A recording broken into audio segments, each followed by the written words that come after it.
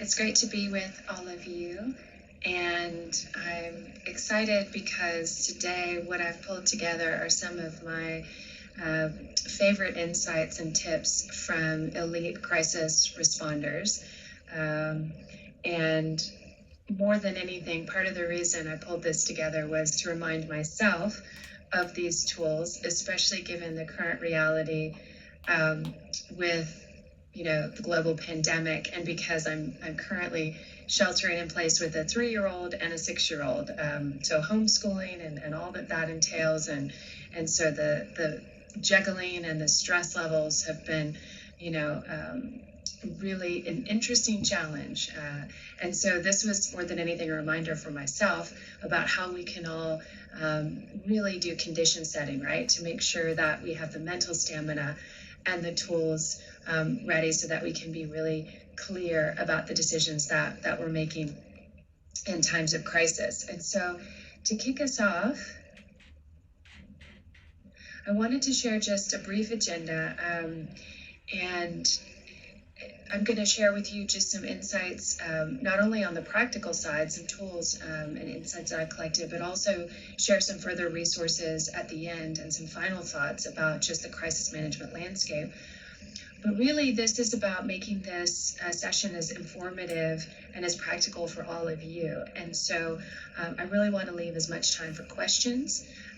The other thing that I want as well, and I hope all of you have, if you don't already have it, a pen, something to write with, and a notebook, because I actually have a couple reflection exercises that I'm going to pose to you and ask for your input. So I hope you'll be willing to do that for me. My students always, I have Hult students in the first week when they start Hult and Leadership 1, and then I have them in their capstone challenge, which is Future Mindset, which we actually just wrapped. It's a 10-week massive team project that all of them work on, and then I have them at the very end for electives. And they always at first get frustrated with me because I require them to take handwritten notes. And the reason I do that, as opposed to typing it on your computer, is because you're more creative, you are more likely to actually retain and recall the information, and you have greater blood flow to the entirety of your brain. So you're going to enhance your memory and your creativity, and be able to really notice patterns that emerge in your thinking. So I hope you'll all be willing to follow along and take notes as well as we continue. So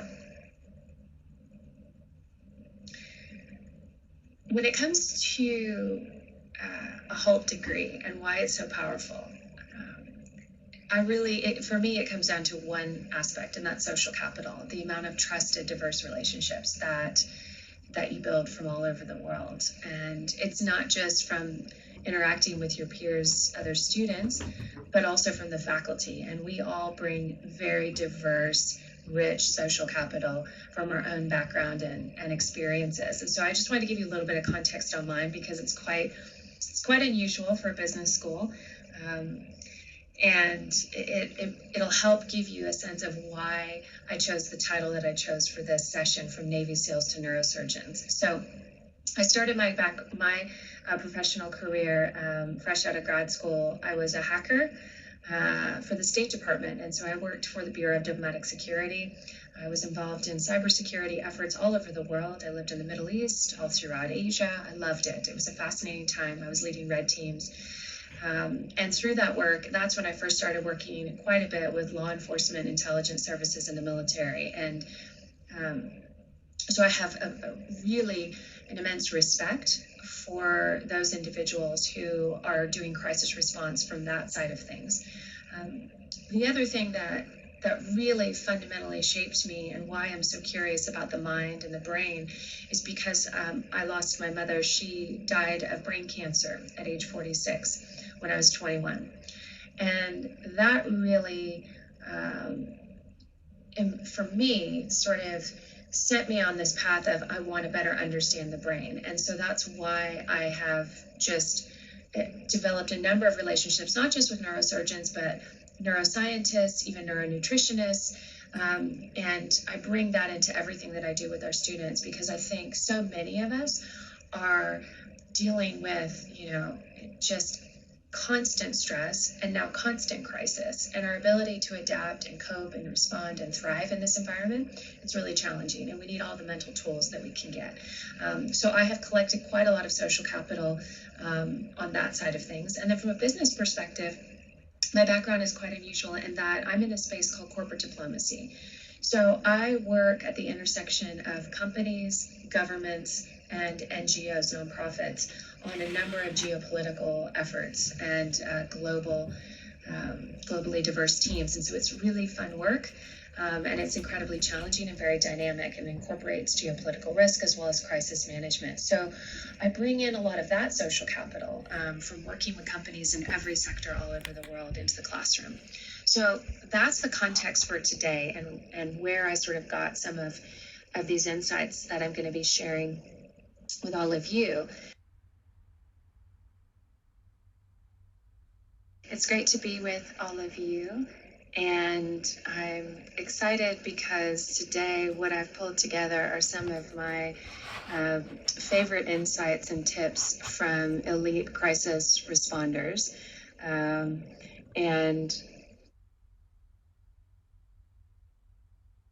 it's great to be with all of you, and I'm excited because today what I've pulled together are some of my favorite insights and tips from elite crisis responders.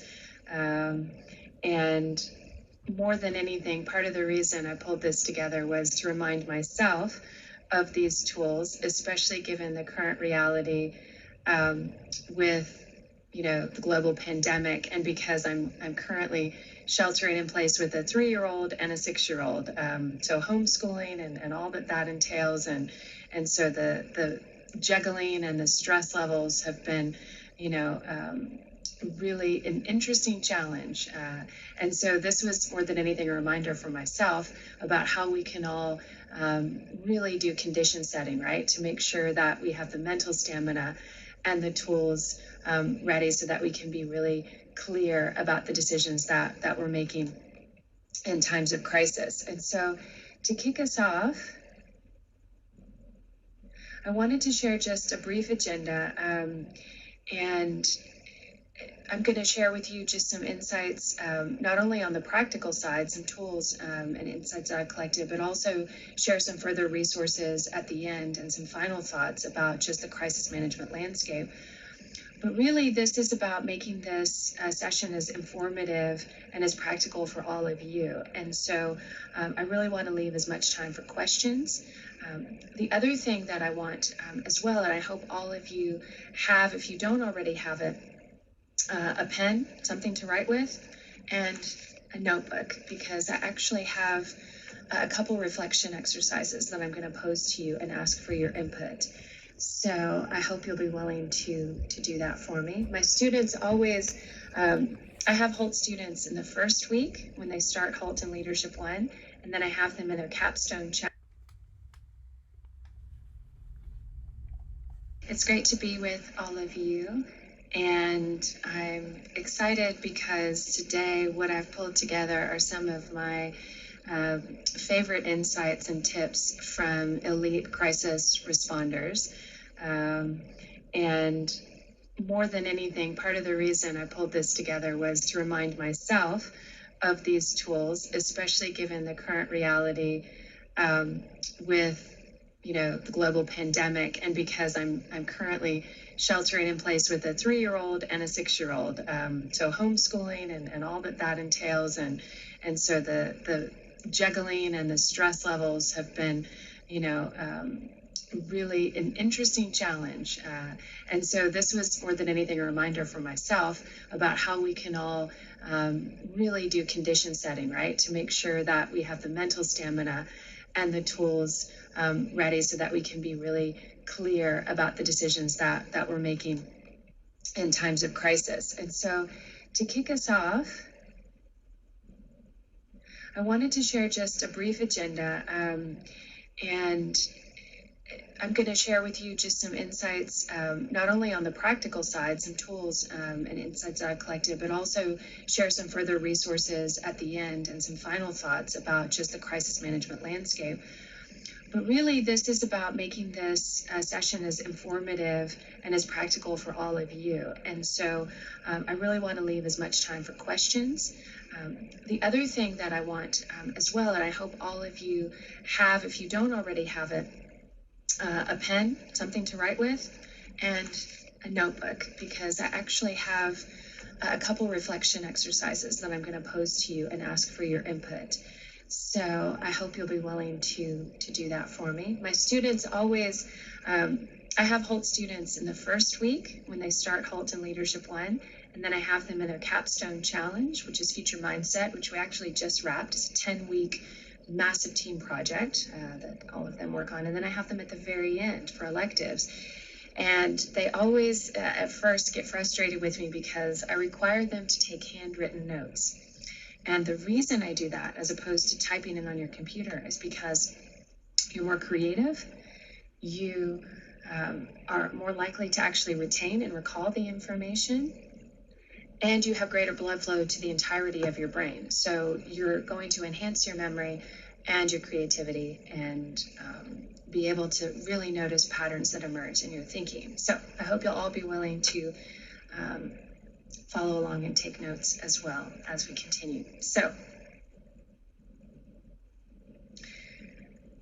when it comes to a Hult degree and why it's so powerful, for me, it comes down to one aspect, and that's social capital, the amount of trusted, diverse relationships that you build from all over the world. And it's not just from interacting with your peers, other students, but also from the faculty. And we all bring very diverse, rich social capital from our own background and experiences. And so I just wanted to give you a little bit of context on mine, because it's quite unusual for a business school.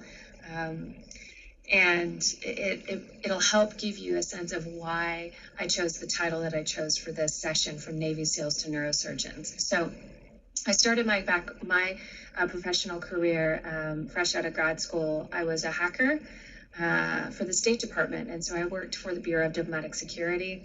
I was involved in cybersecurity efforts all over the world. I lived in the Middle East, all throughout Asia. I loved it. It was a fascinating time. I was leading red teams. And through that work, that's when I first started working quite a bit with law enforcement, intelligence services, and the military. And so I have really an immense respect for those individuals who are doing crisis response from that side of things. The other thing that really fundamentally shaped me and why I'm so curious about the mind and the brain is because I lost my mother. She died of brain cancer at age 46 when I was 21. And that really,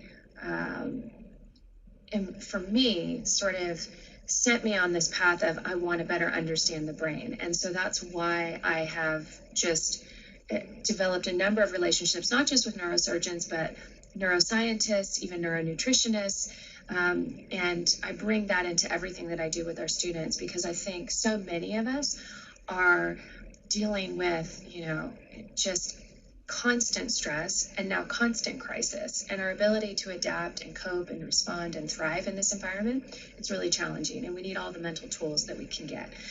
So I have collected quite a lot of social capital on that side of things. And then from a business perspective, my background is quite unusual in that I'm in a space called corporate diplomacy. So I work at the intersection of companies, governments, and NGOs, nonprofits, on a number of geopolitical efforts and globally diverse teams. And so it's really fun work, and it's incredibly challenging and very dynamic, and incorporates geopolitical risk as well as crisis management. So I bring in a lot of that social capital from working with companies in every sector all over the world into the classroom. So that's the context for today, and where I sort of got some of these insights that I'm going to be sharing with all of you. One of my personal mantras is really to focus on clarity above all else. And clarity is something that is very different than certainty. Certainty locks you into one point of view, whereas clarity is more about knowing where you want to go, but being flexible about how you get there. And the reason it's so important is because in business today, in life, there's no straight linear path. I know from my own formal educational process, I was taught a certain way in primary school and even undergraduate education. And it wasn't until I was in grad school that I really started to appreciate adaptive thinking, design thinking, different ways of approaching and unlocking creativity. And that's really where innovation takes place. And so in a lot of ways, I had to relearn how to think in this new sense. And I live in Silicon Valley, where this kind of thinking, I see the power and the impact of it.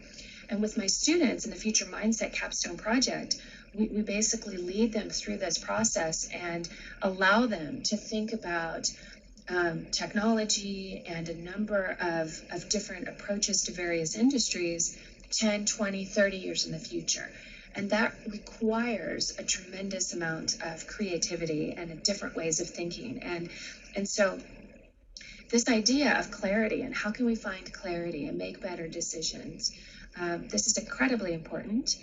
And it's something that I think a lot of us are challenged at really doing well because we're so stressed, because we have so many demands, especially now that we're all living in an online 24/7 environment with the pandemic, and we're not able to sort of unplug like we did before. So there's a challenge for us, right? We need tremendous amounts of mental stamina to be able to achieve that clarity and to be able to better decision make. And so that is what I had in mind when I created some of the tools that I'm going to share with you today. So my first exercise that I have for you is a short reflection exercise that is looking at the future of business leadership. And what do you think that looks like? And I want you just to write down some thoughts that first come to mind, and then I want you to refine those thoughts and break them down into 4 distinct buckets.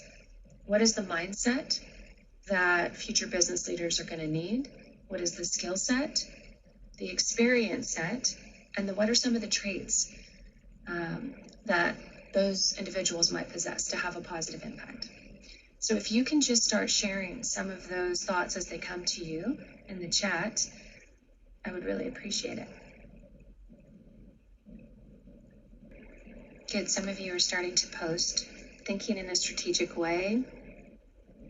Excellent, what else? Flexibility, being able to communicate really clearly and well. Excellent. Open-minded, bold spirit, and creative. I love that.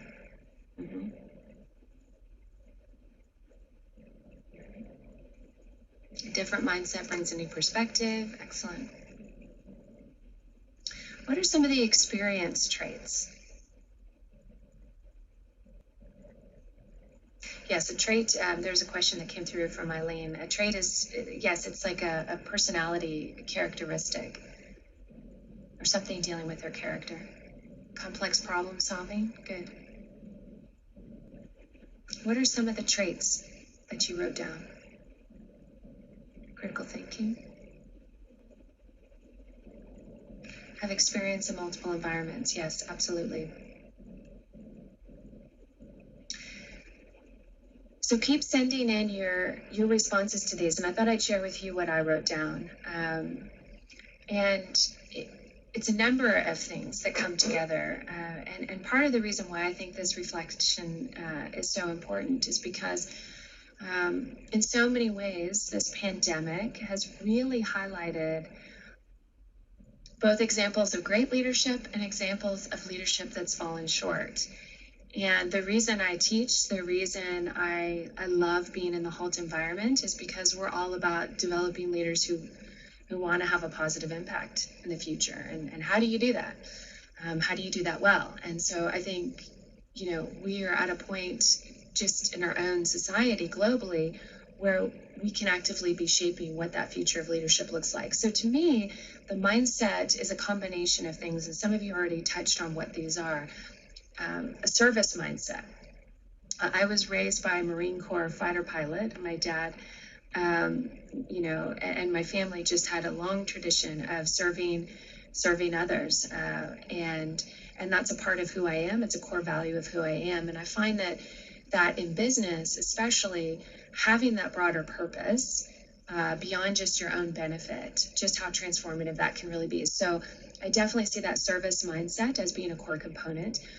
The other mindsets that I think are crucial are what I call beginner growth and future mindset. So a beginner mindset is being willing to come into any challenge, any situation, and truly be open and to approach it as a beginner. That you want to be curious, you want to learn as much as you can, and that is challenging, especially the more experienced you become in life. And especially when I work with so many C-suite leaders who they have tremendous experiences, and so they want to be able, the brain is designed, right, to anchor, how you view the world and how you problem solve based on past experiences. So having that beginner's mindset is really key to unlocking new ways of thinking and problem solving that you might not be able to otherwise. Growth mindset is something that is a big part of the Hult journey, and we get into it deep right off the bat when you start in the graduate program, and that's based off of this notion that anyone can learn anything and that you can develop the skill sets and appreciate the journey of learning, as opposed to just saying someone was born brilliant, right? And so really understanding that the more we challenge ourselves, the more we can develop and grow. And then finally, the future mindset, being able to envision the future and the tools that come with that. That's the goal of the capstone challenge that we have at Hult, and with the companies that I work with in my consulting practice, that ability to envision the future and to be creative and apply design thinking, it's so powerful in how it guides and affects your day-to-day decision making in the present. And so it's really fun, and I think increasingly going to be more and more critical skill sets. So those are the three mindsets that I think really kind of come together, and future leaders are going to have to kind of embody. And then that entails intensive levels of mental, emotional, and physical stamina. And from a skill set perspective, the leaders that I admire, the ones that I really feel are the most resilient, especially when it comes to those who are in crisis response, and they do that really well.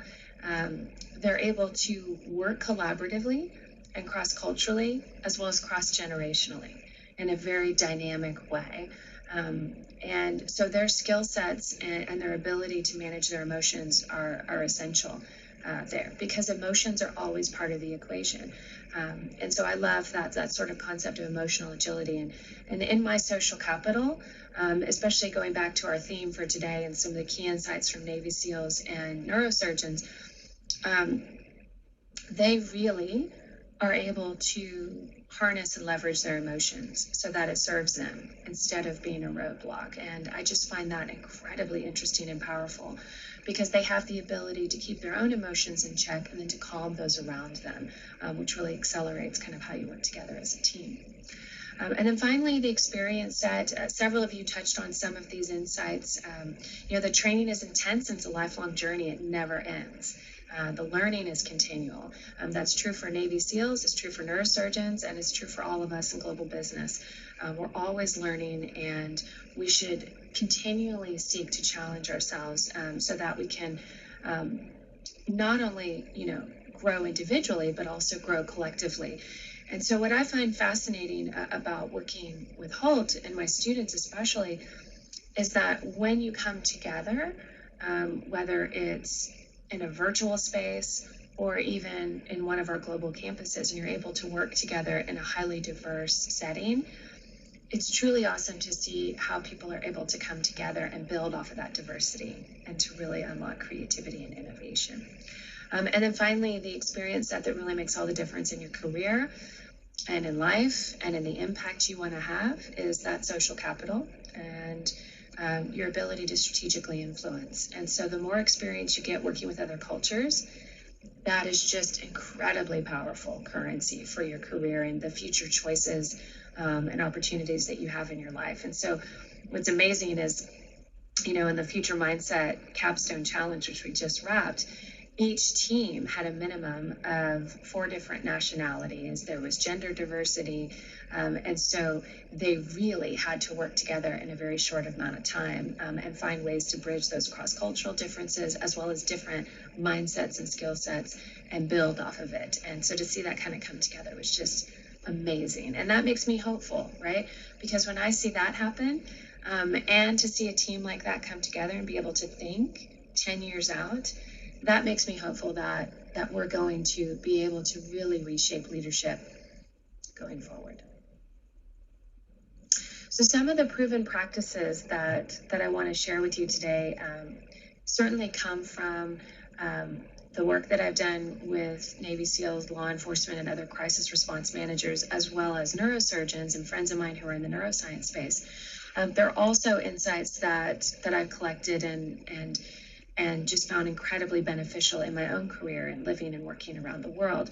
But before I do that, I wanted to ask all of you, what works for you? What are some of the habits that you've put into place, especially since this pandemic hit, that really help you kind of focus and cultivate clarity? So if you could share some of those thoughts in the chat, and try and be as specific as possible. And by rituals, I mean, what do you do every day, consistently? Reading, meditation. Eileen, you ask a great question about globalization, which I will actually get to at the end of our session, because it's an excellent, thoughtful question.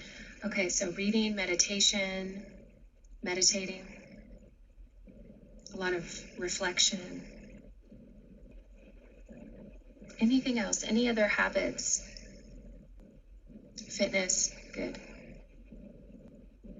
Okay, so as you're continuing to share those, and I hope you'll keep sharing those because I'm learning from you as well, I'm going to start sharing just some of the ones that I've collected that I find incredibly beneficial. So that idea of starting every day, really, with that beginner's mindset and being open to the challenges and the new learning that are going to take place, that's the mindset that I really continually have to remind myself to set at the beginning of each day, because it's so powerful, right? Especially as our attention gets pulled into so many different directions. Good. So you shared music, jogging, playing on social. Yeah.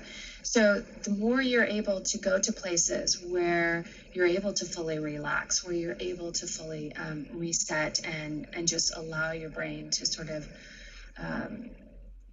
recharge, it's incredibly powerful. The other thing that I do first thing in the day every morning, and this I learned from working with Navy SEALs, many of whom are experts in martial arts, is, and it seems very simple, but they hydrate and they breathe. So on the hydrating front, and I don't know if you can see this, but I have a gigantic Starbucks water cup. I drink an entire one of these, which is 20 ounces, first thing in the morning before I have any caffeine. And it just immediately detoxifies and, replenishes the body. And it's so, so powerful for just sort of waking everything up. And I drink about 4 or 5 of these every day. So I'm constantly hydrating and doing that throughout the day. The second thing that I practice is what's called box breathing, and that's the image that you see there. And this is the Navy SEAL approach to breathing. Any of you who do yoga, there's very similar disciplines. It's built off of a yogic discipline. But I do 20 minutes of box breathing every morning, first thing when I wake up. And so this is something that, even if you're able to do it for just a couple minutes, is incredibly powerful, especially when you're feeling high anxiety or stress as well. So I'll do it throughout the day. But essentially all it is breathing in for 5, holding for 5, breathing out for 5, and then retaining the breath for 5. If you're able to hold it longer, even better. The key is to keep it consistent. So if you do 5, 5, 5, 5, or you can do 8, 8, 8, 8. But why this is so powerful is it just helps the mind kind of calm down. And the Navy SEALs, and the work that I've done with different individuals, it's so fascinating to me. Whenever we do a Zoom call, or any conference call for that matter, we do 2 minutes of this breathing exercise together. And it's just amazing how it sort of helps everybody lock in and focus and have clarity in the moment. The other book I wanted to share that's there, that if you get into any of this, and I have severe asthma, so I have challenges just breathing in general. And so I've been fascinated by Patrick McKeon's work on really training elite athletes and triathletes, and it's all down to breath work and just how powerful that can be for sort of condition setting for your whole day, and to remind yourself throughout the day to revisit some of these practices, especially as you're trying to level up your focus. The other two insights that I found really powerful involve situational awareness, and that's cultivating an awareness of your external as well as internal environment. And how you do that is you have to turn off the technology. You have to be willing to shut everything down and really utilize all your senses. And I tell my students, we have to do this every day in small doses for it to have cumulative power and cumulative effect.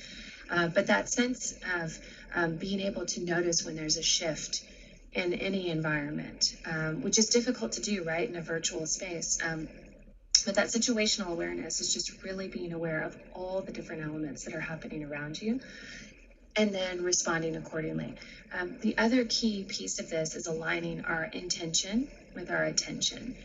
And so what I'm always amazed by is individuals who do crisis response work, as part of their day-to-day routine. And anytime I'm working on task forces with these individuals, they're always very clear about what they want to do and the goal in mind, and then they hone their attention to support that goal, instead of being in a situation where you're more like the firefighter, where you're just pulled in every direction and your attention is just all over the place. The brain doesn't optimize when you're allowing that to happen.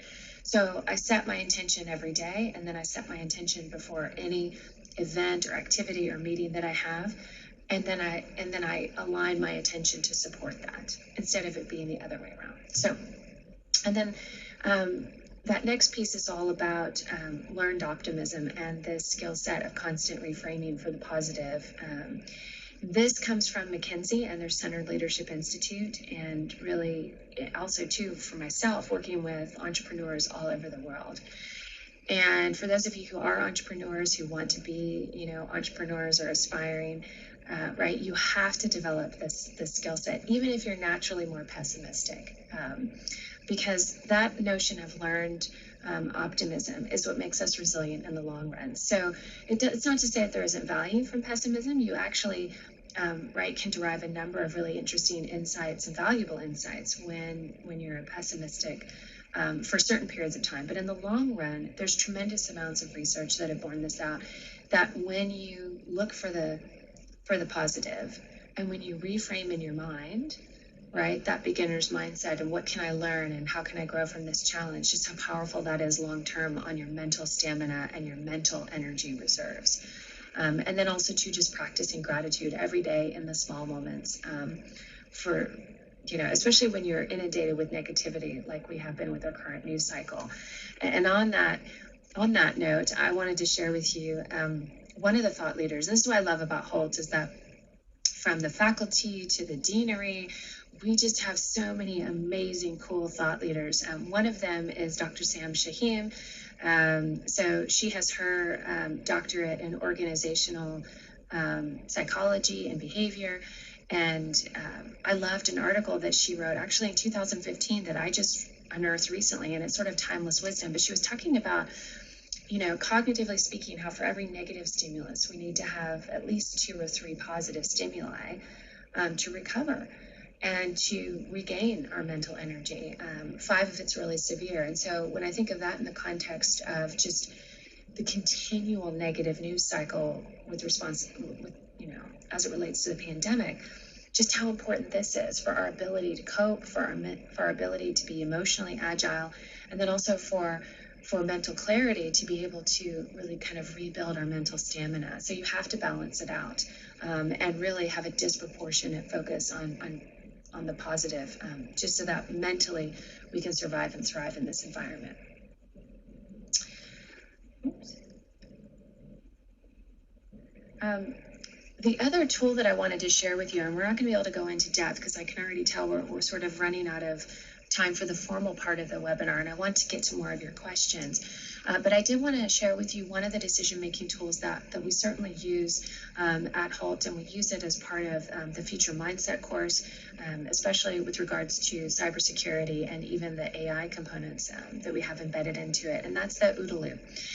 And it was fun to kind of build this into the course because I grew up with the OODA loop. The OODA loop is something that was designed in military strategy by a fighter pilot named John Boyd in World War II. And it's been adapted to the business strategy environment because it's just such a simple way, a simple and powerful way of decision making. And it actually, even though it has 4 steps, it helps speed up your ability to respond and decision make more effectively. And so the 4 steps are observe, orient, decide, and act. And so I remember my father teaching me this when I was a young child. I'm trying to teach it to my kids, though not very successfully. I don't think they're old enough to fully appreciate it, but I keep trying. But with my students, this is a really powerful tool because in business, especially I would say the observe and orient phases, which most of us when we make decisions, especially in crisis situations, we tend to forget, right? Because there's this pull on us to just make a decision and act right away, right?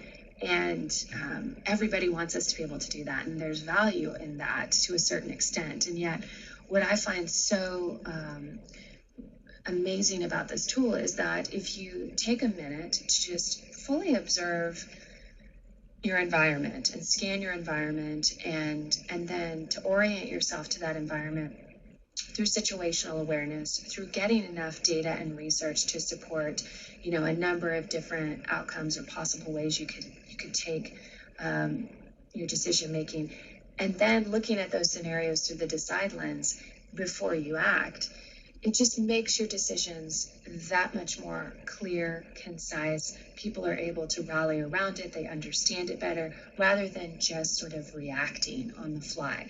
And so the more you practice this tool, the better you get at it. And what it actually does is over time, it reduces the amount of time between stimulus and response. You're able to just decision make much more quickly in stressful environments. So I share that with you. And at the end of this, I'm going to give you my email, and I hope you'll stay in touch on LinkedIn. I'm happy to share further resources if this is of interest to any of you. But I just wanted to touch on it so you can kind of see one of the decision-making tools that we incorporate at Hult. And then some further resources for all of you to continue your learning. If this is a space that you're interested and curious about, I wanted to share the work of Mark Devine. So Mark Devine is a legend in the Navy SEALs. He was retired as a commander and has written numerous books on the way of the SEAL and how Navy SEALs train their minds and their focus. And so if that's of interest at all, I highly recommend it. But I wanted to share 2 quotes that I always think of when I think of Mark and his wisdom. And he says, to lead an uncommon life, one needs to learn uncommon disciplines. And then he always asks, what wolf are you feeding today? And that's based off of the old Native American proverb that it was this belief that within each of us are 2 wolves. One wolf, which represents courage and love and positivity, and then the other wolf, which represents fear. And how that impacts, day-to-day kind of decision-making and how we approach life. And so in the proverb, a grandfather is sharing this with his young grandson, and the grandson asks, well, who wins at the end of your life? Which wolf wins? And the grandfather says, the one you feed. And so I think about that just every day. Did I feed the courage wolf? Or did I allow fear to creep in and sort of block and dictate how I approach the day? And so keeping that in mind, I just found it a really powerful sort of visualization.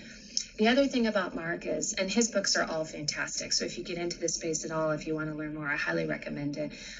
His podcast is phenomenal, and it's free, and you can certainly listen in. This week, in fact, he has someone who is the world's record holder for free diving, and he dives with sharks. And so he really takes this idea of building mental clarity and awareness to the next level.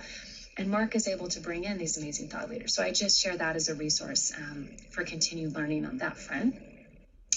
When it comes to the brain and neuroscience, I wanted to share with you four of my favorite resources in that space. The first one on the left is Into the Magic Shop, and it's written by a neurosurgeon at Stanford, Dr. Jim Doty. This is actually required reading for my crisis management elective, and it's an unusual choice because it's actually the story of his life and how, really by accident, by walking into a magic shop one summer afternoon, he met someone who would fundamentally change his life forever, and the skill sets and the wisdom that she imparted. And it's really what led to his success, not only in becoming a neurosurgeon and a renowned neurosurgeon at that, but also in his founding of the Compassion Institute at Stanford, which is the first to really kind of meld the science of compassion with, behavioral psychology. And so he's just a fascinating thought leader to follow. And that book alone, I've given hundreds of copies to friends and to anybody and everybody I can think of, because there's so many rich skills in there for honing the mind and really building focus. The other one from a neurosurgeon that I really appreciate, again from Stanford, is When Breath Becomes Air. And this was written by a neurosurgeon who was diagnosed with brain cancer. And it's beautifully written and really thoughtful. And neurosurgeons approach the brain and just the mental processes very differently. They have anywhere from 14 to 16 years of formalized training on the mind. This is just, it's an amazing, amazing book, and it's really kind of soul stirring, but it also has a number of insights just on how you can look at your mental capacity and your mental stamina differently. And then the other two on the right, the Double X Brain, for the women who are on the call, as women, we have different considerations when it comes to building our mental faculties and taking care of our brains, because we disproportionately are affected by Alzheimer's, dementia, strokes. And Dr. Mosconi actually put a lot of her research and work into this book, which just came out about a month and a half ago. And it's brilliant because it has so many practical insights on ways and things that women should keep in mind, in particular, for how to optimize our own mental capacity and really help sort of shore that up so that we don't get impacted by disease later in life, or at least we can reduce that probability. And then finally, the Ultramind solution. The Ultramind solution, like the Double X Brain, brings in a number of neuronutritional insights, so ways of feeding the brain through what we eat every day. And Dr. Mark Hyman is a fascinating thought leader to follow in this space, and he has a lot of really interesting things you've not heard before that I was sort of struck by. Small things that we can do every day with our nutrition that really help level up our ability to focus for extended periods of time. And so he's another one that's a tremendous resource. He has a number of really cool podcasts, and I certainly recommend following him. And then the last book that I'll share comes from a gentleman, Bob Johansen. He's a futurist. He was the head of the Institute for the Future in Palo Alto, which they work with all the major tech companies as well as companies in the Fortune 500 and Fortune 100. And he wrote this book on the 5 new leadership literacies that leaders of the future are going to need. And it's a fascinating look at this notion of clarity and how we can really sort of develop the skill sets to support that 10, 20, 30 years in the future. And so I just love how he breaks it down. I've had the opportunity to work with the IFTF, and they're just an extraordinary group. In fact, we bring many of their tools into the Future Mindset capstone that we do for our students at Hult. So just some final thoughts. People always ask me, why do you teach at Hult? And part of the reason I teach at Hult is because of this. This is how I see the Hult alums. They really are fiercely passionate global citizens who want to have a positive impact on the world, and they realize that with that comes a responsibility to do something different, to do something positive in the world, and to leverage diversity. And I love being in that environment because that's how I see myself, and how I love really empowering and emboldening them to make positive changes through whether it's starting their own business and supporting that, or going into established corporations and entities around the world.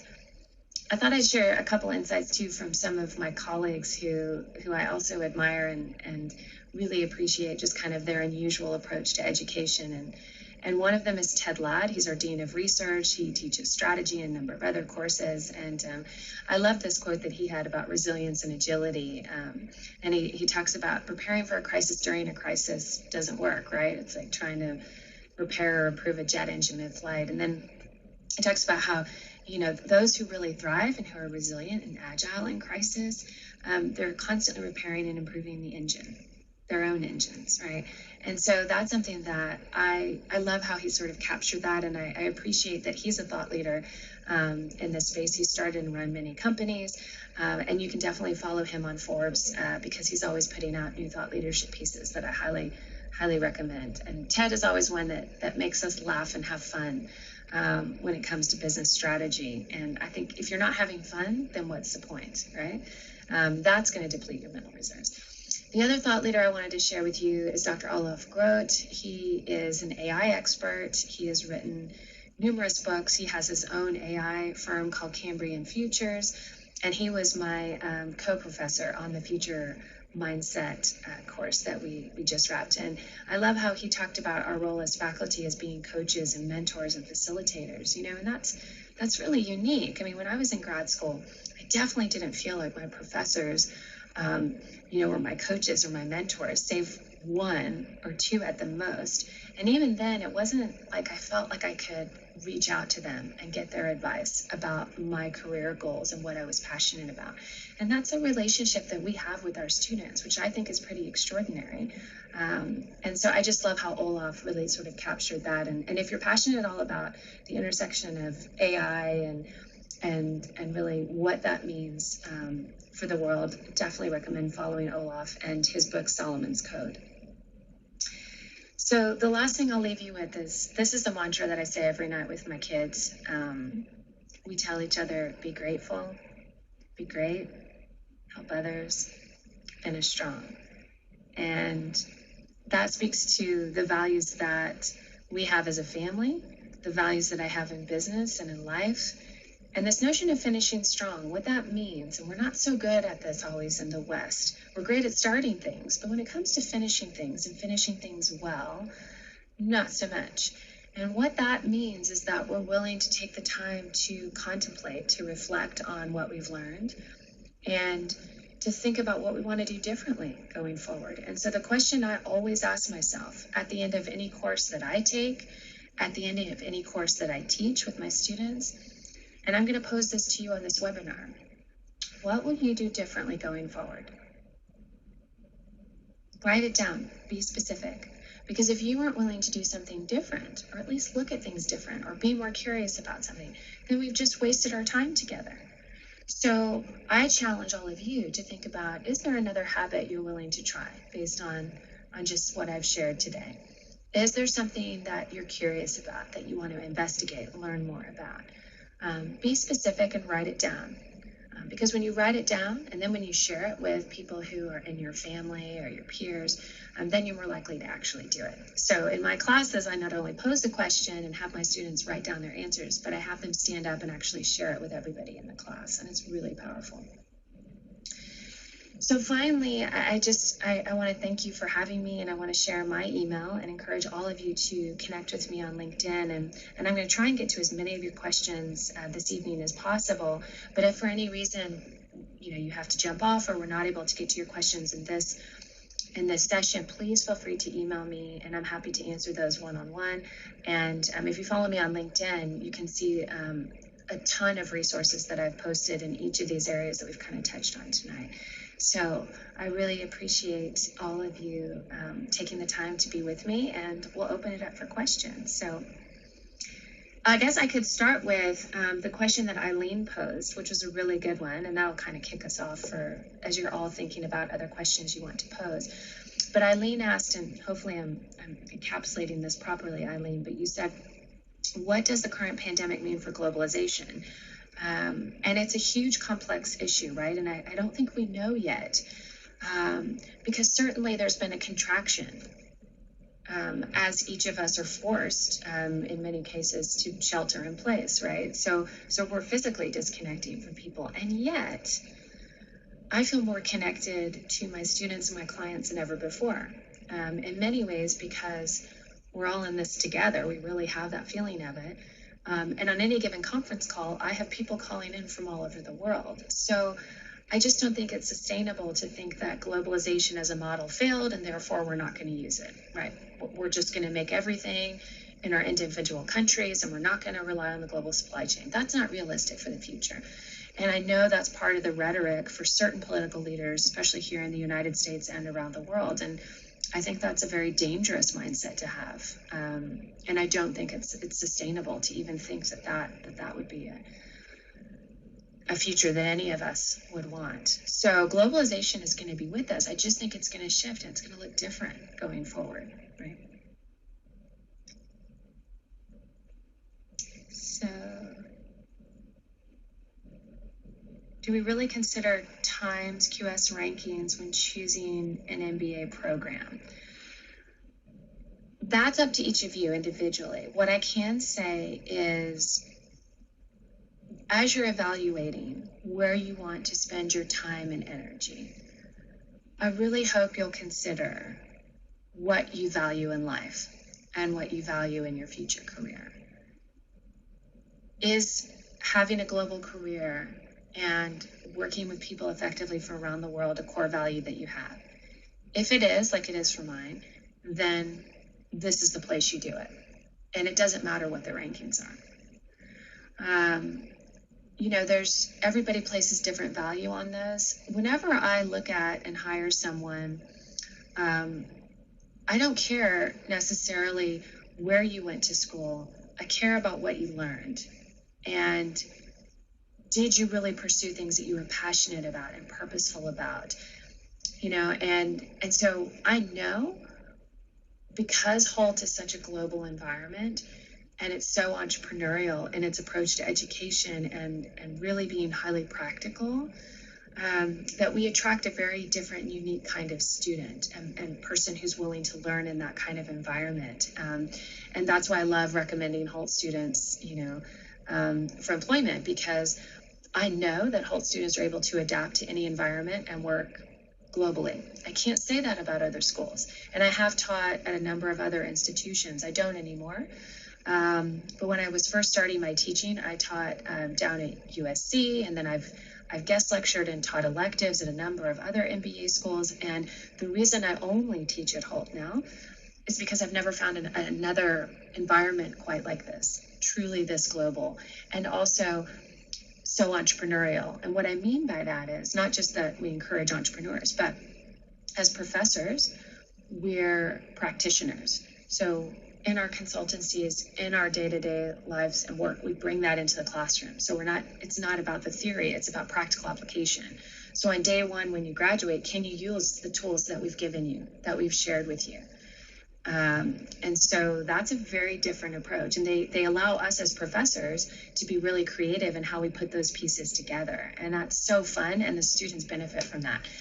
There's other institutions that think I'm very weird because I'm not a traditional business school professor, and my approach is unorthodox, and they're so rigid that they won't allow for that kind of flexibility. And so that's why, Hult was sort of the natural home for me, because I want to help students unlock what they're so passionate about and help them sort of set that path in motion after graduation. So that was a really long answer. I'm not sure I totally answered your question, but what are some other questions that have come through, Fiona? Have you seen, did I miss?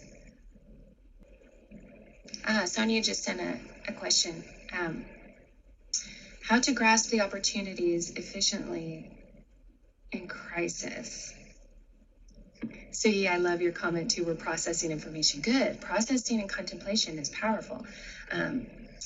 So Sonia asked a good question, how to grasp the opportunities efficiently in crisis. And, it's a great question. And it's a hard one. And the reason it's hard is because you need to really know clearly two things.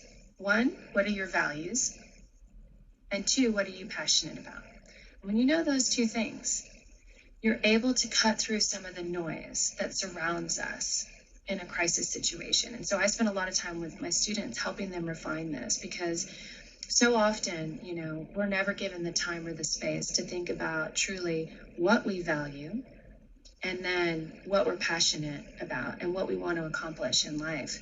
And why that's so important is because so many of my friends and peers who are my age, so I'm Gen X, in our 40s, I see them burning out. I see them going down career paths where they're miserable. And suddenly, because of a health challenge or whatever, they decide, I want to do something totally different. I want to finally do what I'm passionate about, because they see that once you do something you're passionate about, it's just a whole nother energy level.